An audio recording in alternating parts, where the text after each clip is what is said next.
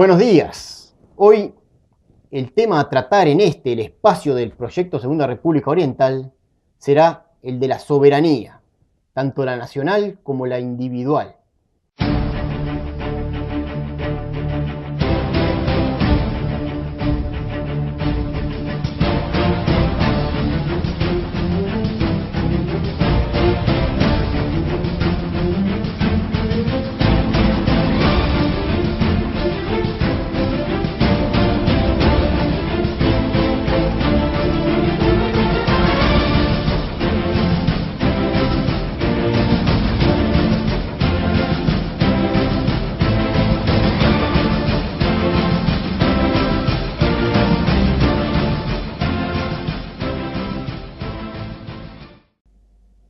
Soberanía, nada más y nada menos que la razón de existir de todo país, de toda nación. Sin esto, no hay país, no hay nación, no hay autodeterminación. La soberanía nacional es tener el poder de decidir sobre nuestro destino como pueblo. Es tener autodeterminación en todas las áreas de interés nacional. La soberanía es lo que nos hace diferentes del resto de las naciones. Es lo que nos da identidad nacional. De manera que sin soberanía no hay nación ni país. Más bien lo que acabamos teniendo es una suerte de eufemismo con fronteras. Unas fronteras cada vez más invisibles. Una suerte de entidad colonial gobernada por un cipayo de turno al servicio del imperio plutocrático global y para nada democrático. Compatriotas, la República Oriental del Uruguay no posee soberanía nacional. Los orientales somos cada vez menos soberanos. ¿Y por qué no poseemos soberanía nacional? Básicamente porque a nuestra clase política, a nuestra clase dirigente, no le interesa la soberanía nacional. Los partidos políticos, sus candidatos y referentes no poseen una agenda nacional, no les interesa generar agendas nacionales. Y no confundir el verso electoral de turno con la posible intención de generar una agenda nacional, porque no tiene nada que ver. Y esto es así porque estamos bajo un régimen global que cuidadosamente se asegura de que las únicas opciones políticas que se le presente a la población sean únicamente aquellas que representan la agenda globalista, nunca la agenda nacional. Y hay que comprender que no tener agenda nacional significa que al final no decidimos nosotros sobre nuestro presente y sobre nuestro futuro. Significa no poseer una verdadera democracia, significa poseer gobiernos que al final no son los que deciden en materias como educación, salud, seguridad, economía, sino que más bien en todas estas áreas lo que rige siempre es la agenda globalista.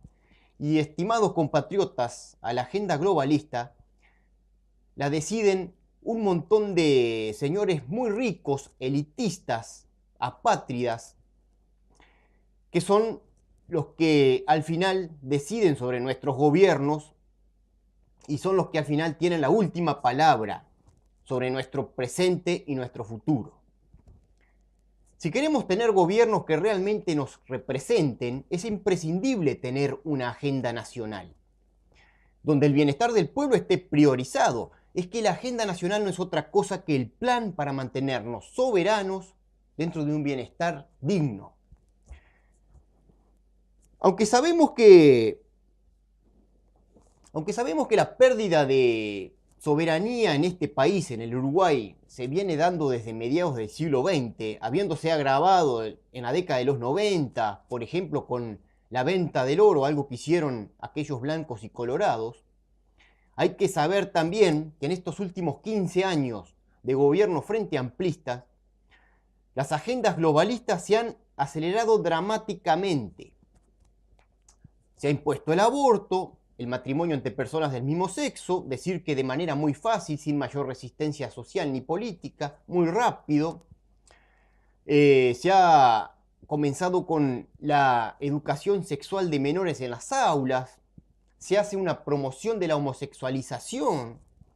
Desde el propio Estado hasta se quiere cambiar el idioma, en cierta forma, la forma, valga la redundancia, de hablar, con este tema del lenguaje inclusivo, algo que incluso la misma RAE dice que es un disparate. Por otro lado, se ha convertido también al Estado uruguayo en un narcoestado, donde se produce y se comercializa un alucinógeno, una droga. De manera que en nuestro país este tipo de agendas globalistas han avanzado significativamente hasta convertirse en ley. Pero, ¿qué es lo que viene para el futuro? ¿Cómo seguirán desarrollándose estas agendas globalistas? ¿Qué es lo que nos espera? ¿Qué nuevas leyes tendremos que acatar? Primero lo ya mencionado en el pasado programa de este movimiento, leyes para eliminar la patria potestad, leyes para destruir por completo la familia, leyes para echar mano del niño, moldearlo y así desnaturalizar a las futuras generaciones. En este panorama vemos también todo esto que se está viendo últimamente de la hormonización y cirugías de genitales también orientadas hacia los niños. No tardará tampoco en que se empiece a ampliar el abanico de orientaciones sexuales, donde los pedófilos ya trabajan en varios países, en Francia recientemente en estos días, para que sus derechos sean también exigidos dentro de ese abanico de orientaciones sexuales.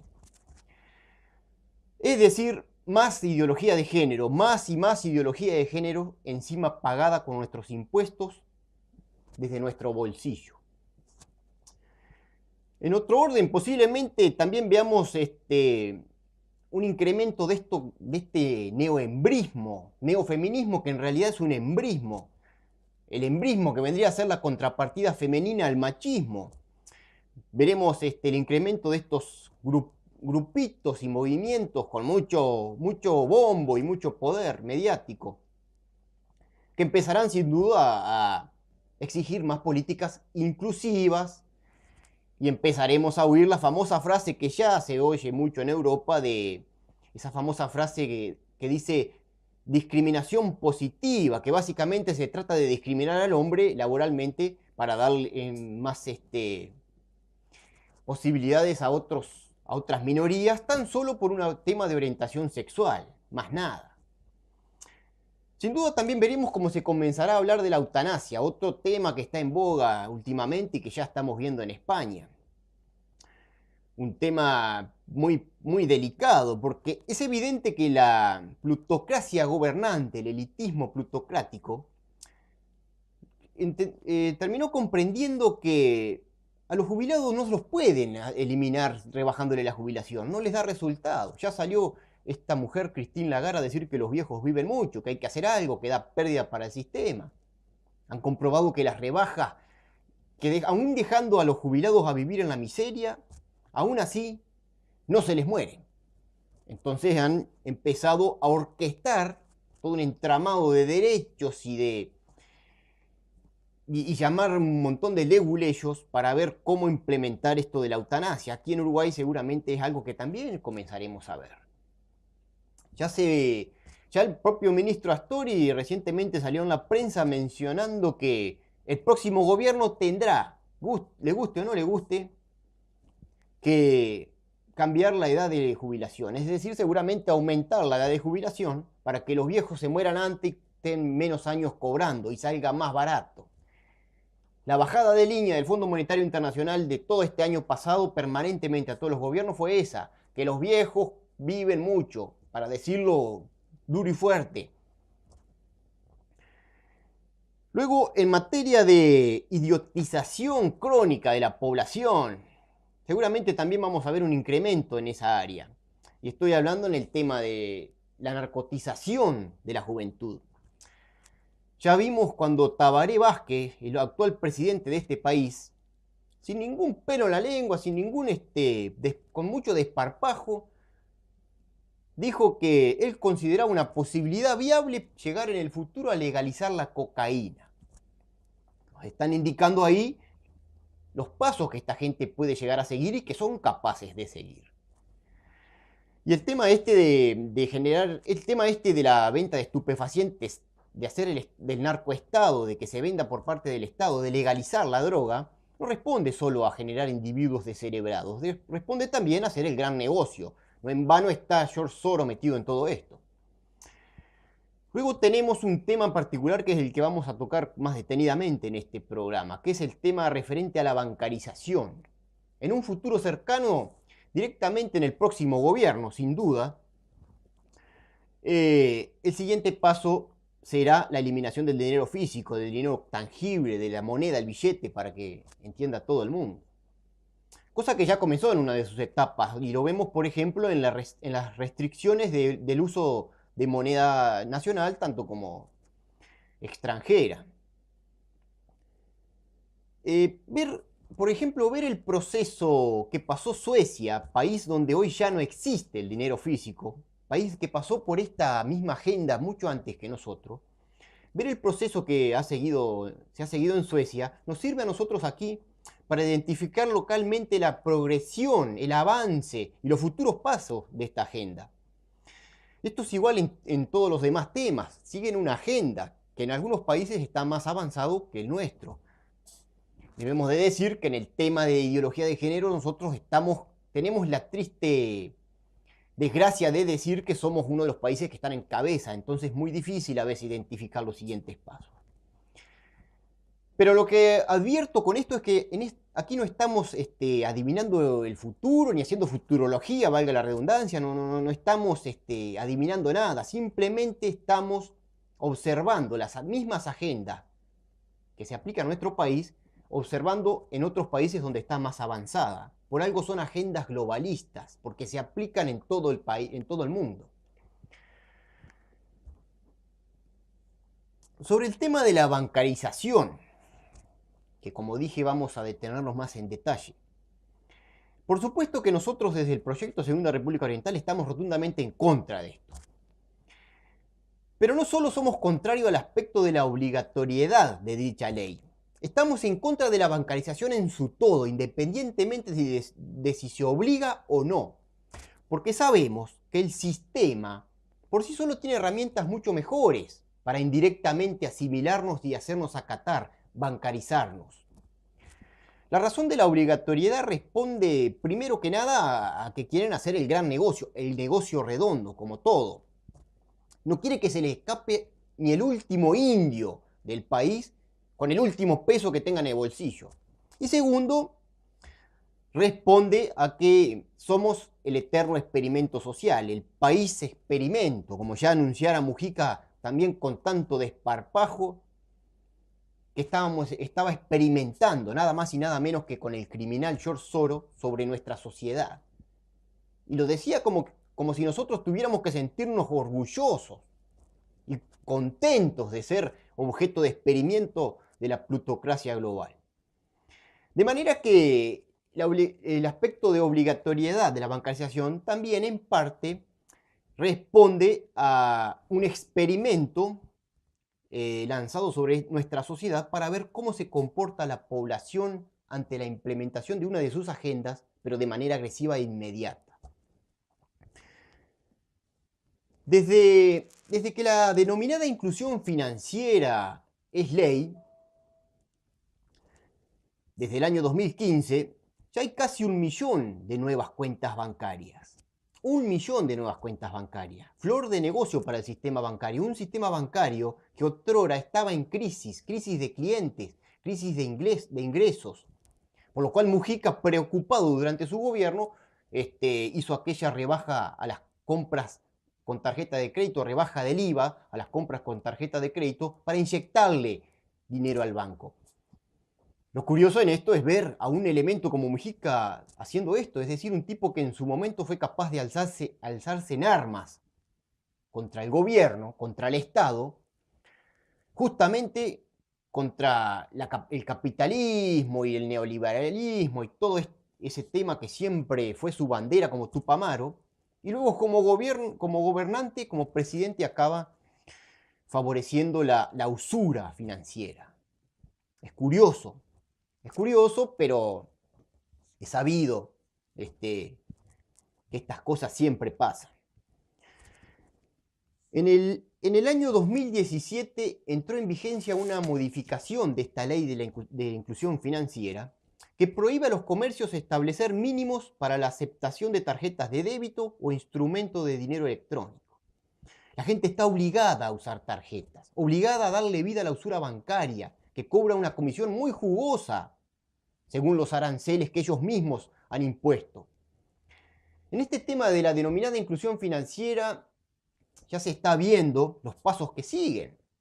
Recientemente se restringió, salió una noticia que la ley fue modificada, se restringió, esto es gracioso, se restringió la posibilidad de regalar inmuebles, es decir, usted ya no podrá disponer más de sus bienes como le dé la gana. No podrá regalarle a sus hijos o donar su patrimonio, porque ahora hay una ley denominada inclusión financiera que le obliga a usted a pagar una cuota usuraria a la banca. Ahora yo le pregunto, dígame usted, estimado compatriota, dígame, ¿se siente usted más incluido con esto? ¿Se siente realmente más incluido? ¿Es esta la inclusión de la que nosotros tenemos que alegrarnos y sentirnos orgullosos? ¿Se siente usted más incluido de que haya una ley que le esté obligando? ¿Se siente más incluido por tener que cobrar en un cajero en lugar de cobrar directamente de su empleador? Porque aclaremos algo. Esto que nombraron como inclusión financiera no es más que un eufemismo, pero que tiene su parte de verdad. Porque sí hay una inclusión en todo esto, pero no es la suya ni la mía. No es que somos nosotros los incluidos. La inclusión de la que esta gente habla es de incluir a la banca en el gran negocio de el pago de sueldos y jubilaciones, mediante los medios electrónicos que generan una gran comisión.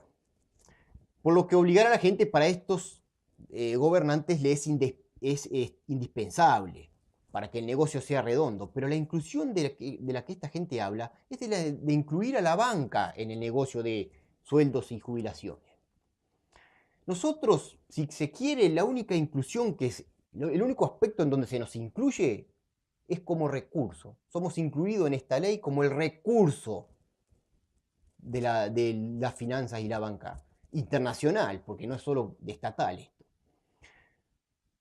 Porque justamente una vez que este tipo de leyes cierren el cerco alrededor de la ya tan asediada población, el siguiente paso va a ser eliminar el dinero físico, el dinero en efectivo, haciendo de la ley un gran negocio para el Estado, pero manejado y controlado por la banca internacional. Porque el destino de todo nuestro dinero al final siempre es la banca internacional. El destino de nuestros impuestos va ahí.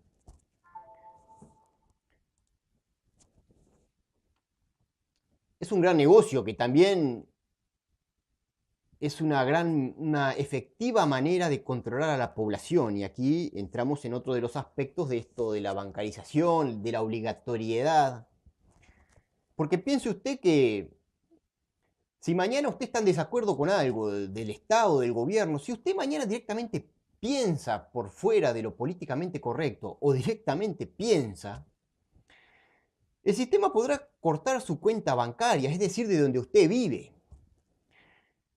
Y entonces ahí entramos en la figura de la muerte civil, porque la muerte civil será el método que este sistema va a ahondar, el método que el sistema y el gobierno, el Estado va a usar en contra de la población para controlarle. La muerte civil, usted va a desaparecer, no va a dejar de existir civilmente. Lo van a cortar de raíz. Pero dígame usted, y aquí volvemos a hacer la misma pregunta, ¿acaso usted se siente más incluido con todo esto? El día que le apliquen la figura de muerte civil, usted y yo, ahí vamos a poder ver lo incluido que estamos en esta ley, lo muy bien incluido que hemos estado.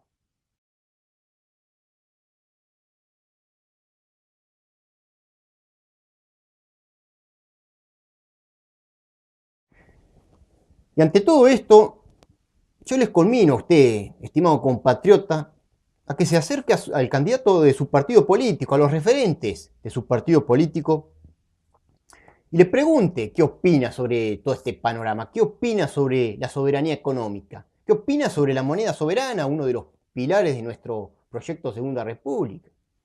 ¿Qué opinión tienen sobre la posible y eventual eliminación del dinero físico? ¿Qué piensan hacer en un panorama así? Si están a favor, si están en contra. Pregúntenle qué opinan sobre los dictámenes del Fondo Monetario Internacional, dictámenes que cada gobierno cumple a rajatabla, haciendo honor a la agenda global que viene impuesta por estos organismos. Pregúntenle a su candidato qué piensa hacer en pro de la soberanía nacional y la libertad. ¿Qué piensan hacer sobre la soberanía económica? Pregúntenle si tienen una agenda nacional. Nosotros desde el Proyecto Segunda República le decimos a esta gente, le decimos desde ya que las respuestas que va a obtener de esta gente van a ser nulas. El único momento en que estos candidatos pueden llegar a hablar de soberanía es en épocas electorales. Hablar de agendas nacionales. Pero son mentiras y engaños, porque una vez gobierno, rara vez van a hablar de estos temas. Y de soberanía económica jamás van a hablar. Lo tienen terminantemente prohibido. De manera que van a obtener respuestas falaces, mentiras, alguna sonrisita sobradora.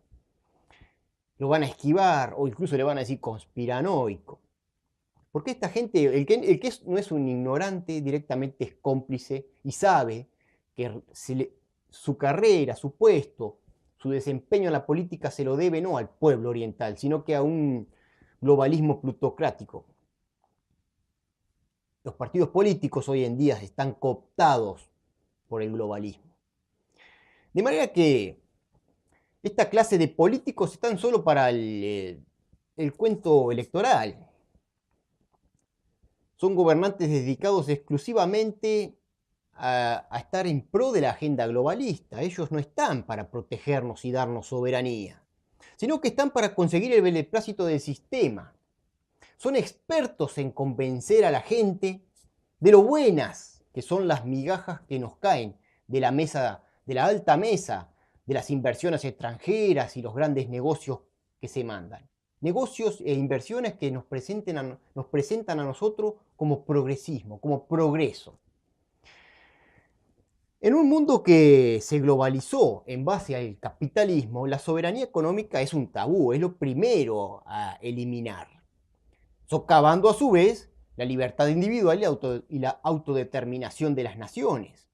En un mundo como este, la principal causa de lucha de todo pueblo es y debe de ser siempre procurar la soberanía nacional.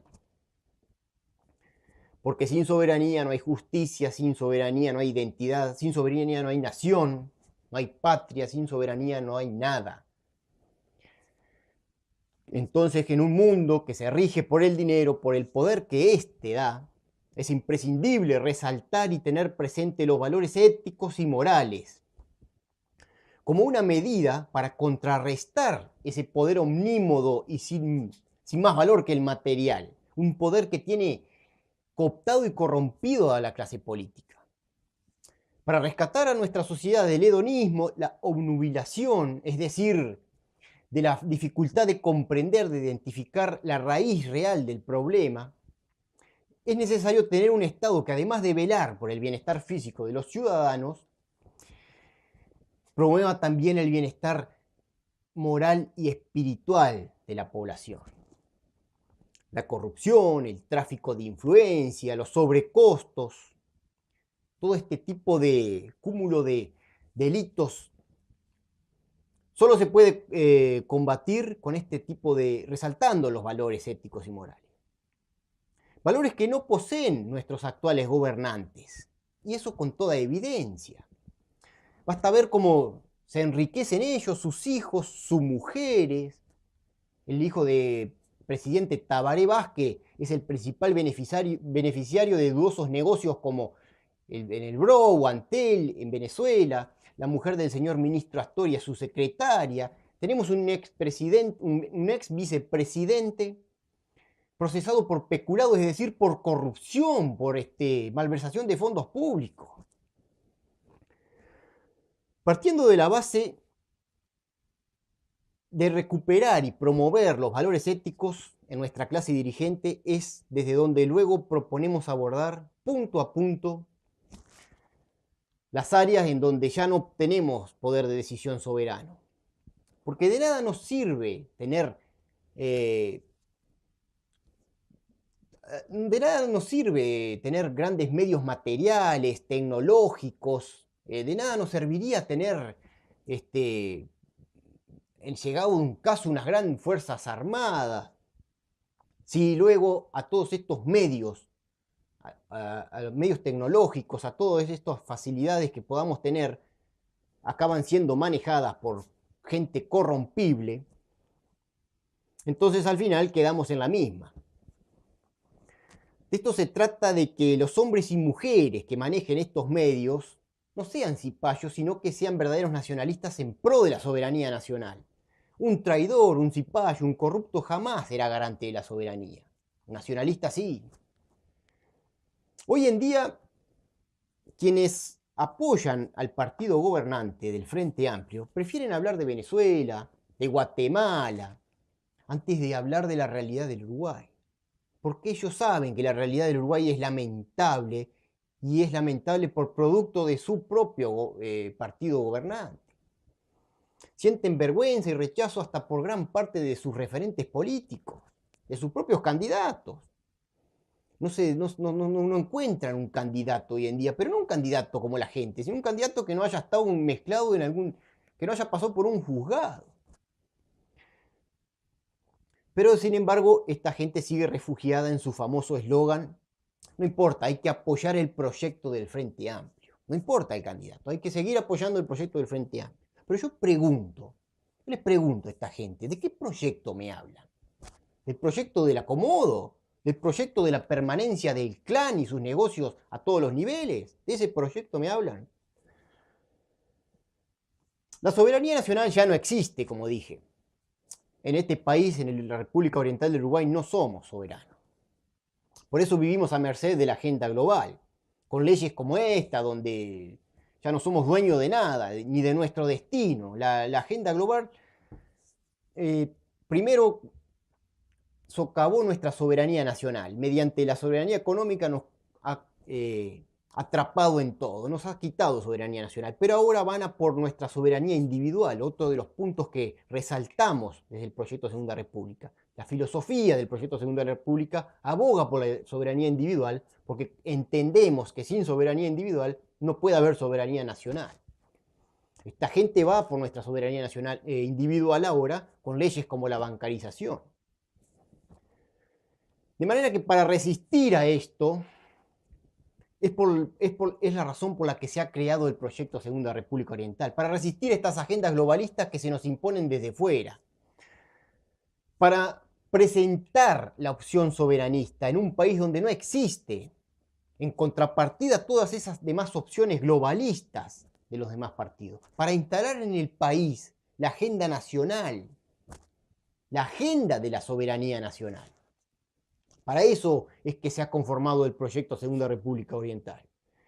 Quienes hemos dado el puntapié inicial en esta lucha no somos más que hombres y mujeres de a pie, comunes y corrientes. No somos políticos ni presentadores de TV.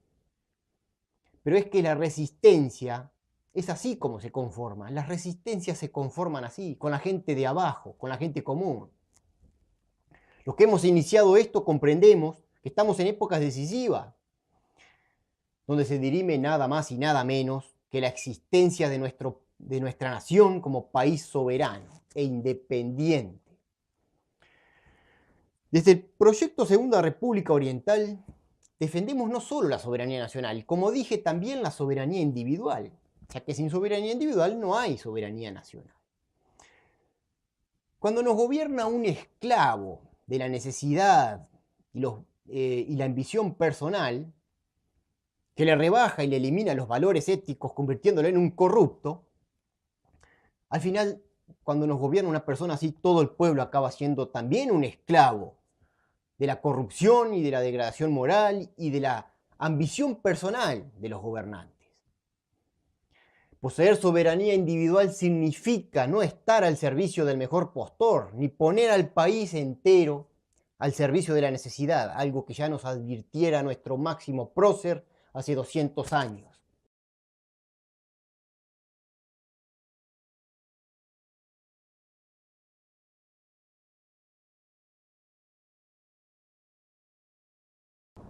De manera que el proyecto Segunda República Oriental está integrado por aquellos orientales que han sabido dar el paso decisivo en la lucha hacia nuestra soberanía, por personas que han comprendido que esta lucha es y debe de ser política, por compatriotas que han logrado identificar el verdadero origen de nuestros problemas y males como nación y como sociedad. Está integrado por camaradas que se han dado cuenta que a la República Oriental del Uruguay le es imperiosa una segunda independencia, que es indispensable conseguirla refundando nuestra Segunda República. Hasta aquí ha llegado el espacio del proyecto Segunda República Oriental. Nos veremos, Dios mediante, en nuestra nueva entrega por aquí, por TLV1, Toda la Verdad Primero. Hasta pronto. Proyecto Segunda República. No somos la oposición. Somos la resistencia. Una idea cuyo tiempo ha llegado.